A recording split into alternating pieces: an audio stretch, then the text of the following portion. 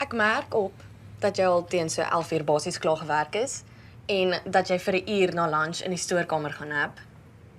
Jy gebruik AI om jou e-mails te antwoord. Maar is effektief. Ek merk jy eet kaal se lunch wanneer jy dink niemand kyk nie. Jy los jou foon van die mikkie af wanneer jy net nie meer lus is vir oproepe nie en ek let ook op dat jy met sommige van jou kollegas flirt. Baie. En ek meen ja, baie keer flirt hulle terug, maar die ding is hulle is nie in 'n verhouding nie, jy is.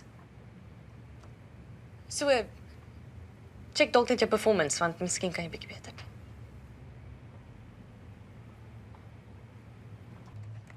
Hey. Kan ons gaan chat? En even op.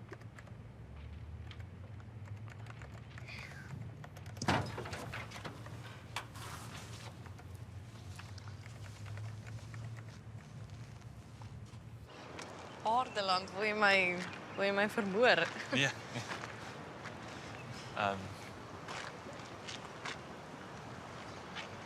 Is het gauw?